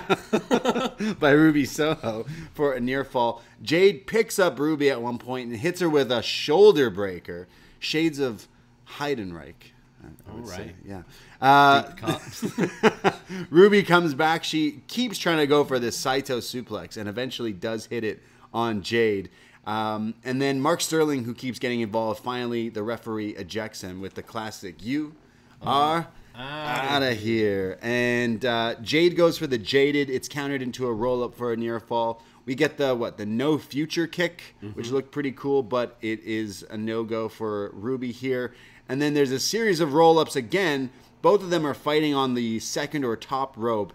And Jade hits the Jaded, the implant buster, the double chicken wing buster, off the top to Ruby and picks up the win. She was on the second rope, and then she was like, "Right, let's go to the top," and then realized, like, nope. "I think this is impossible. I'm just going to do it from here." I'm glad she did it from the second rope. Yeah. But Jade Cargill is your first ever TBS champion. Yeah. I thought the match was all right. I think Jade, I get why they're kind of going with her, and I think she is someone who has improved. Like, she's only been doing this, a year? And I think when you've got someone with this, like, star look and stuff, I can understand why you're going to want to have them, like, out there. And it's not like they've got their own NXT or anything. There are definite weaknesses. This is like this is the most proper match we've seen from Jade, I feel, rather than she's had mainly just quick squashes. And there are weaknesses, especially when she's like selling. She looks a little, I don't know if lost is the right word, but not quite as smooth as other people are. It's almost like she's going, I'm not trying to run her down or anything, but it's almost like she's going through the motions. She doesn't quite understand that it's like there's a flow. It's almost like she is not properly selling. I mean, she's green, right? Yeah. And like that, hopefully that's something that I can understand why you're going to try and just capitalize with this person when you can, because I mean, look at her. She could easily just be snapped up and go do something else soon. So I hope she improves. I have seen improvements. I think there are some things she does quite well. I think for the championship, though, I'd have liked more of a Ruby Soho to kind of have like more work rate matches moving forwards. But you're kicking off this championship with someone who's still undefeated, so I can see it from both sides. Yeah, the match was all right. Yeah, it was all right. It was all right. I get what they're doing with Jade, and I guess it works. Like, it's a big character. She's big. She's strong. I mean, look at her. She's like this. Like, she comes out like Storm, and she is like a superhero almost. She's stoic. She's giant. Yeah. I do think she's a little green. I would have preferred Ruby to have those kinds of, like, the TNT title we think of has just bangers on TV all the time, no matter who's involved in these matches. I don't think we're going to get that out of Jade. However, she's going to need to step up, right? Yeah. And like maybe this is a way to kind of almost push her. It's like, right, we've kind of been wrapping you in cotton wool a little bit, protecting you. Now you're a champion, and we're going to kind of throw you in the deep end, and it's maybe to try and push to improve. Yeah, I like Ruby Soho. I guess the chase is also a thing, like someone chasing Jade. I know Tony Khan was saying that there's been no one on this undefeated streak since like Goldberg or something, and it's like, Tony, sometimes you're saying things, and I don't think anyone's ever shown. With it, then. I just don't think anyone's ever shown Tony Khan Asuka.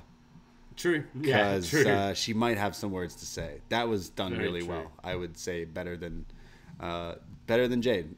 But I didn't necessarily hate it, but I was a little like, okay, well, if that's the first TBS title match, are all a lot of them going to be like this?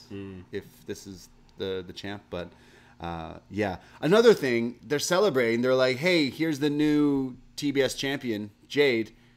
And before, like, they cut away. Like, really quick, because they have to play this weird Serena Deeb. They showed a kid quickly, like, in the crowd and stuff. Her kid was there. They celebrated, but like, it felt like, hey, this is next. They do that all the time. The show is just like, let it breathe. This Serena Deeb segment wasn't necessarily needed, and it is something WWE do well when you look at, like, after an NXT or something, and there are some .com like exclusives, and I think AEW should maybe make use of that if you want to promo for next week this Shida Deeb match. This could have maybe just been a .com. Like, you can let things breathe a little bit more, because we say every week, it just, I mean, you said today, so fast. Like, you're just getting yelled at all the time. I'm getting yelled at by this show. It is. Like, I feel like she just won the title, and they're like, and Rampage is this way, and make sure to buy Jericho's book, and make sure to listen to JR's barbecue show, and it's like, yo, stop. Just literally stop for 2 seconds. He felt it last week. He was like, wow, this show is like exhausting. It's so many things going on, and this show, the bulk of it had a 30-minute block of a match, and it's still feeling like you're yelling at me constantly. And Rampage is this Friday, and if you don't know that this Friday is this go big show. Yeah, Battle of the Belts is this way, and watch this show. It's like, yo, please stop, please help. No, stop, please. Just tell me slowly, and tell me, walk with me. I'm not saying you need to hold my hand for the show, but this woman just won the first ever title. Let's keep the camera on her for a second. Yeah. Like, Instead, you're cutting away again. And then from that, you cut to something else. And then, hey, it's like, yo, chill. Breathe, TK. Breathe. Yeah. Breathe. They randomly cut away from Jade winning this to a strange video of JR behind a green screen with Serena Deeb. Now, sit-down JR interviews have been awesome. Serena Deeb has been awesome. This video promo interview, not awesome. So they were doing the classic JR sit-down, which have really worked well. But this was underscored. Like, this had a film score underneath it. It was weird. Which just made it feel really odd. And I think one of the first things Deeb says here is, JR, do you think there's anyone on the roster on my level? And JR goes, thinking about it, no. We've literally just crowned another women's champion. We have 2 women's champions in this company. We've literally just seen Jade undefeated, 23-0, and the new champion. And I go, do you think there's anyone in the women's division on my roster? On my level? Nah. It just seemed bad placement. She was in that tournament, and you didn't win. She lost. She's lost to Shida as well. Yeah. Just weird placement, and yeah. I didn't need the music. The music made this very odd. It felt pantomime villain almost. That's what I mean. I love JR sit-down interviews, and I love Serena Deeb. Why did I absolutely hate this? She didn't feel authentic here at all. She says Shida in this feud has cheated before, and I had to get down to her level. That's why I had to do these things. And she says she's the professor, and she's got a PhD. I was just distracted. It was like clearly a green screen with this weird like graphics behind them, and then this music that was like someone learning iMovie Maker or whatever, and like, all right, she's the bad guy. Let's put dark tones. Yeah, it's like dark tones and shit. It's like, what? Why? She just... Yeah, it was too overproduced. It was so weird. It did not need to be on this show whatsoever. No, I don't think so. Just weird. Just weird. And I love Serena Deeb, honestly. The match will be great if we're getting another Shida match. Yeah. So it's next week on Dynamite. Okay, cool. We go to our next match, Malakai Black versus Bryan Pillman Jr. I know we're doing our best and worst of with John and Wei from Post Wrestling. We may or may not have already recorded it. What? We didn't get to bring up best or worst theme of the year, Malakai Black. Yelling goats. I love it, but it's funny. Because it's whenever the music's playing, it just sounds like that. I do love it. It fits it. It's amazing. Oh my god, I love this guy. But it's funny when we just start doing the screaming goats bit over his theme song. Is it the best or is it the worst? It's definitely somewhere in between. But yeah, Malakai Black versus Pillman Jr. Pillman's mad because Malakai spit in his friend's face. Yeah, and he's got to defend her honor. Griff tried to defend her. At first, he really didn't want to defend her honor, He's like, did he? Yo, we don't want to do this. Then saw brother Griff stand up. Griff got fucked up. I guess I got to. Oh man, now I got to do this too. You know when you see like your friend getting in a fight and you're like, neither you and I aren't fighters, but you know, we're lovers. Fuck, I'm gonna have to. You're like, ooh, maybe throw down here. Like, that's Bryan Pillman. Bryan Pillman did not stand up for Julia, but Griff did. And then Griff got his ass handed to him. And Bryan Pillman's like, yo, Griff, you really bitched out back there. So now Pillman's got to fight him. Pillman is on fire here. He's running at Malakai. He's trying to get some offense in. He does hit a drop kick, sending Black to the outside, and then a wrecking ball drop kick. And who knew that Bryan Pillman would make it to a P&P with Malakai Black? Yeah, go to commercial break. We come back. Julia Hart is ringside with an eye patch. And a varsity jacket on. She's like holding her head like, oh man, this thing fucked my eye up so bad. Weeks ago. What's he doing to people? What's in this stuff, man? Just craziness. Just eye drops, guys. Like, clean it out. Bryan Pillman Jr. hits a jackhammer. Yeah, Goldberg style, for a 2 count.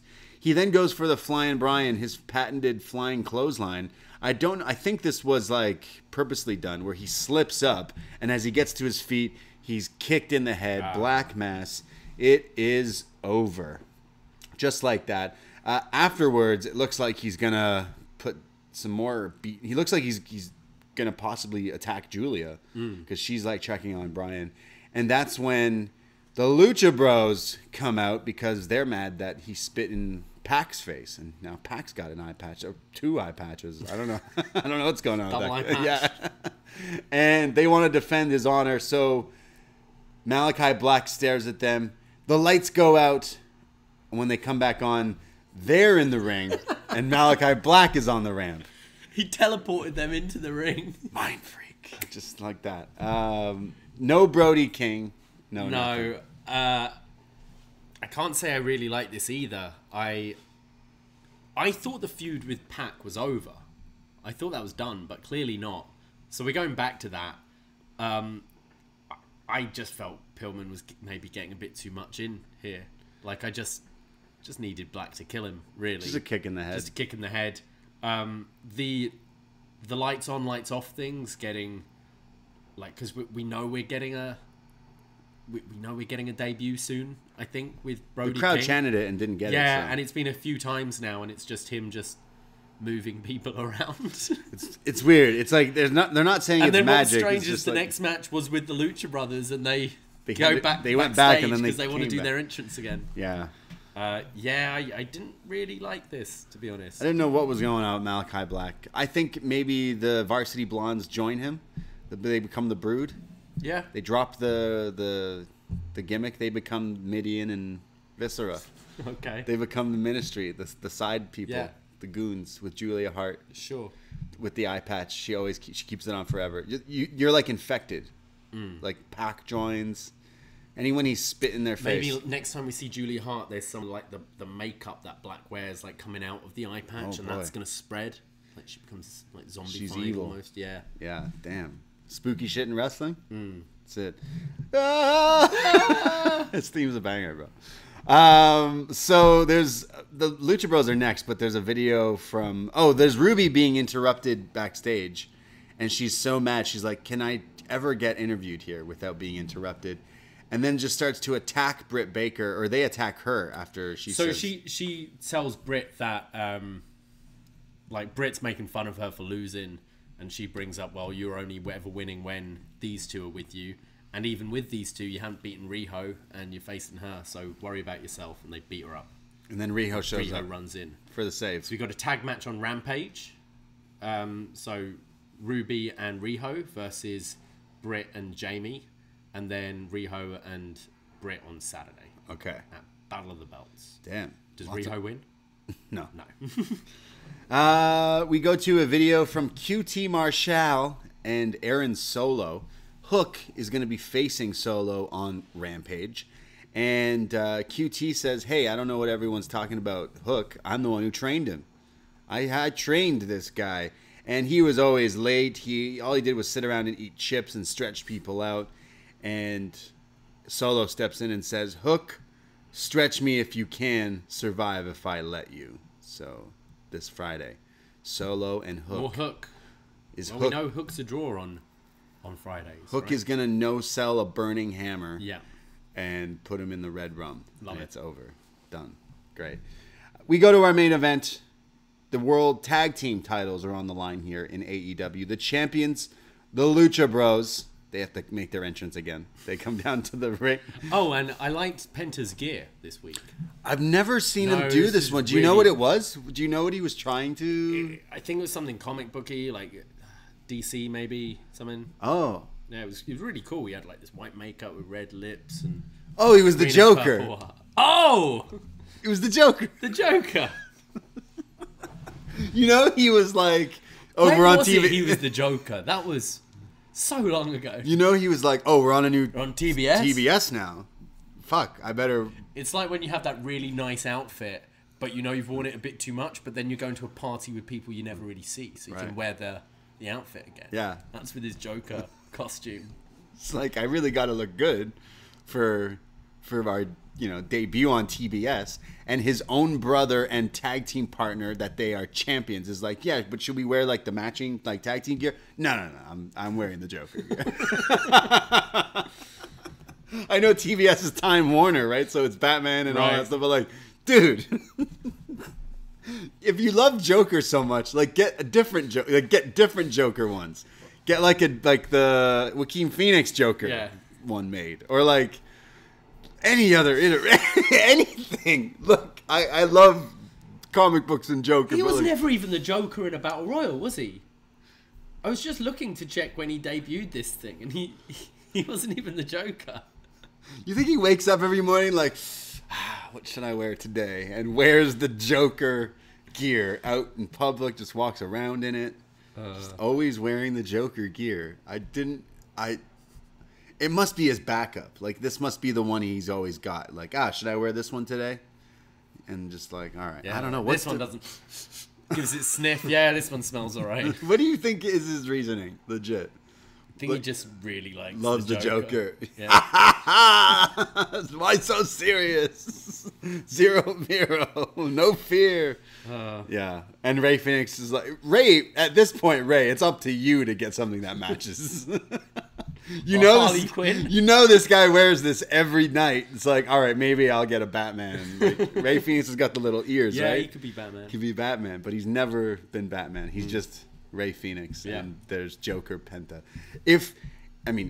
When the AEW video game comes out, I swear to God, they better have Penta and the Joker. I'll buy it right away if they got the Joker Penta gear for Penta. It has there's no other way. I would refuse any other option. Be like, that's wrong. It's clearly wrong because he only wears this all the time, every match. Oh boy. Yeah, I need to hear him in the conversation. Like, someone at one point was like, "Yo, man, like, don't you want a match with Rey? Like, no, Joker. He's such a joker, that guy. Yeah. That Penta, he's such a joker. Dropping things. The Joker, Penta, and Rey Fenix going up against Jurassic Express, the challengers in the tag team title match here tonight. Jungle Boy and Rey Fenix start off. They're doing like all sorts of arm drags and counters. Eventually, Penta tags in. It's the Joker and the Dinosaur face to face, and Penta does it. The slow burn, the glove comes off, and zero miedo. Like, Luchasaurus, your finisher is the tail whip, and this twat is just stood here taking his glove off. Kick him in the head and win the titles. It's Luchasaurus just stood, he took the glove off, then did the hand in the face, and then he did some more prattling around, and Luchasaurus just stood there the whole time. He's probably going, "You're not legal. You're not the legal guy. You're not the legal guy. What are you doing? Look at this Joker. Are you doing a striptease for me?" Am I crazy? I know the holidays have just come and passed, but Penta walks around like Jim Carrey's Grinch. Penta, he does the Grinch, like the way he walks is like the Grinch. He does. I love the Zero Miro thing. I can't ever get enough of it. Wrestling, I can. Wrestling is supposed to be ridiculous and fun and silly, and Penta's always like, "Hey, smell my fingers." Zero Miro. And this dinosaur just lets him do it. He does no-sell it. He's kind of being like, you're being dumb, and no-selling his chops, and then starts to beat him up eventually. There's a double rope jump spot where both partners like arm drag the other guys at the same time, which looked pretty cool. There's a rope run PK from Rey Fenix to Jungle Boy. During picture-in-picture, there's the flying double stomp, butt stomp, what's up drop from the Lucha Bros to Jungle Boy. There's then, when we come back, super kicks and more super kicks, double super kicks. There's a double flapjack. There's a crazy spot where Jungle Boy is on the top turnbuckle. Luchasaurus is like fighting with one of them in the ring in the same turnbuckle, and Jungle Boy jumps over Luchasaurus to hit a destroyer on Rey Fenix or Penta on the other side of it. I thought that was very impressive.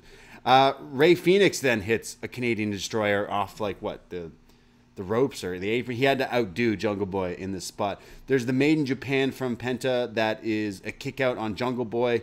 There's then more crazy dives, and then this Tiger Driver on the apron, and then the Fear Factor to Jungle Boy in the middle of the ring, but he kicks out of it. And then there's a table set up, and Luchasaurus is on the apron with Rey Fenix, and this is pretty scary here.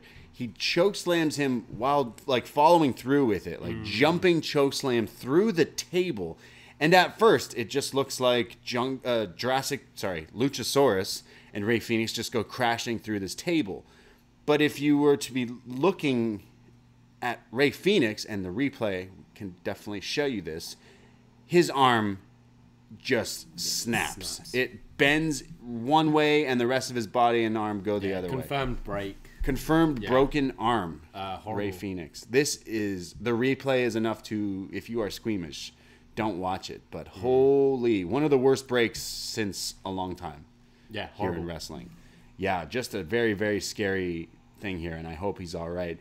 Penta is in the ring with Jungle Boy, who eventually counters a bunch of Penta's moves, and then gets a huge roll up.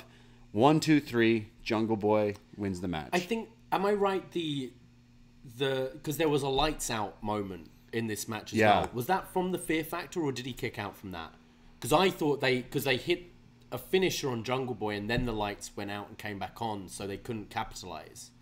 But it was odd, like no one appeared or anything. No one showed up. Yeah, I guess Black is feuding with them, so he did kind of cost them the title, because that would have been when they would have gone for the pin.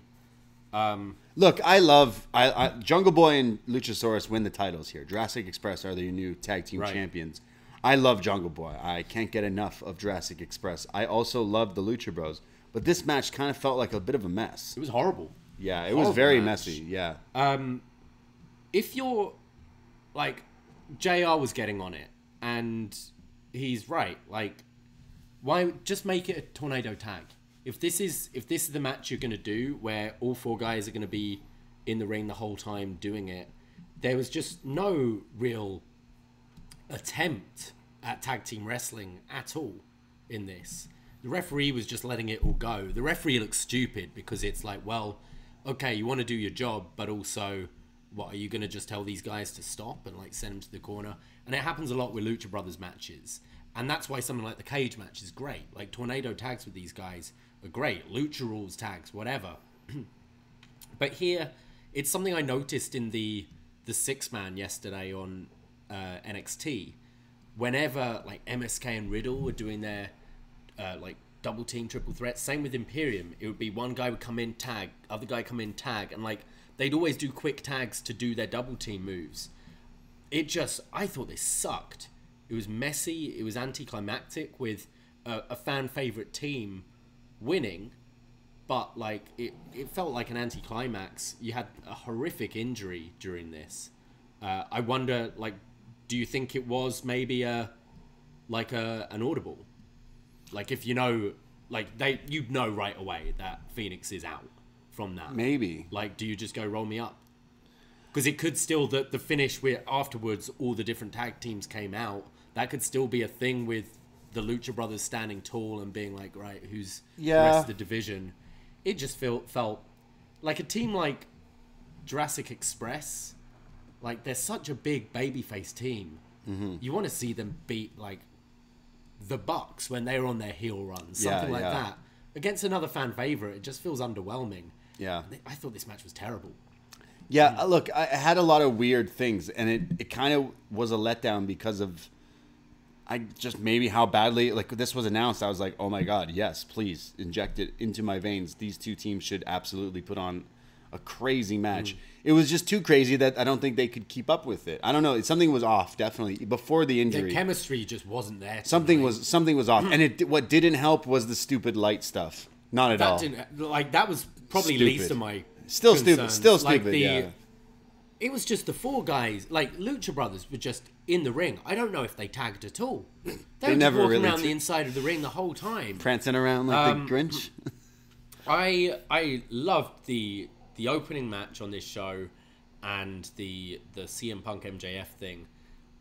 This main event was horrible, and the rest of the show wasn't much better, I didn't think. I loved Danielson Page too. That was absolutely amazing. Definitely, if you didn't watch it, you have to, because it's just so good. That's everything I love in wrestling. So maybe that's it. They knew they had you. Look, you're good. You got that match. It doesn't matter.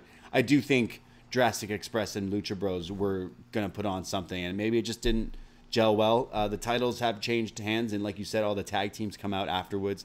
Cuts to Jericho randomly in the crowd. He's like clapping. He's like, yeah, I'm just there. Yeah, you've got Malakai Black like just sat in a box, which it like didn't feel right. It's weird. Everything was weird at the end. It's like, here's all these characters we have here in TBS. It's very WWE. You had Kyle and Fish on the ramp with 2.0 like elbowing Kyle, being like, oh, you want to go with them as well? Yeah. Look, I love Jungle Boy. I love Jurassic Express, and I'm happy that they're the champs. And there's so many different matchups and stuff, but definitely a weird match. I hopefully Rey Fenix is okay and one day comes back, but in the near future. But damn, this match did not hit for me really, because you're just too crazy, too messy. Destroyers and stuff don't make it like a good match. You can have cool spots. It doesn't make it a good match. You need flow. You need storytelling. You need like actually kind of following the rules. Yeah. Maybe like, I know that might sound like maybe it was too rushed, but it's like that's what makes good tag team matches, when you see them like playing the rules you're set to do cool shit. I still love the first hour. Honestly, the first hour was really, really good. That was Dynamite, guys. Thank you for listening to us talk all about it. We'll be back next week, of course, with more BDElite, talking all about next week. What is it? Deeb and Sheeta? Deeb and Sheeta. What else have they announced? Yeah. MJF, Punk. Oh, No, sorry, Punk, Wardlow. I mean, yeah. So lots of stuff happening there. Go check us out on Patreon, because we do have tons of other podcasts. Best Match Ever 2021. Part 1 and Part 2 will be out this week, counting down yours and ours top 10 matches of the year, looking back at all of these matches, and they're so awesome to do so. Our Wrestle Kingdom Night 1 and 2 review is out already on the Patreon as well. There's Was Next, Retro NXT reviews, so much stuff. It's the beginning of the month, so get your money's worth. Only $5 for North American tier to access almost 400 podcasts that we have done. Movie reviews, best matches ever, Was Next, random pay-per-view reviews, everything. But if you want to hear more and more and more of us, because that's not enough, World Champ tier, you get to pick stuff to review, you get to come on, and you get access to Behind the BDE, which we're recording a new one tomorrow for you World Champs. And I'm gonna go in on my trip to Mexico and what really happened down there. The true Hollywood story. Guys, thank you so much for listening to us. We appreciate it. If you're listening on Apple Podcasts, go give us a nice little review there. Yeah. Yeah. Please. Go follow, subscribe on the YouTube and everything. Yeah, if you're on YouTube, hit that subscribe button right now. This second, do it. What are you waiting for? Yeah. And we didn't get Brody King tonight, so maybe we'll get him next week. Maybe. Yeah. Hey. Who cares? Oh, man. That's mean. Take care. Goodbye. Be safe. And shout out the world champion, Hangman Adam Page. Ahoy!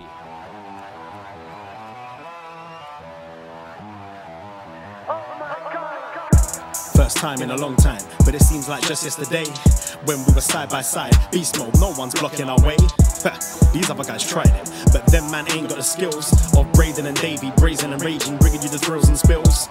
Right here in full gear, about to blow up like TNT. Us man are too sweet, Brady, DVP, the BDElite. Right here in full gear, about to blow up like TNT.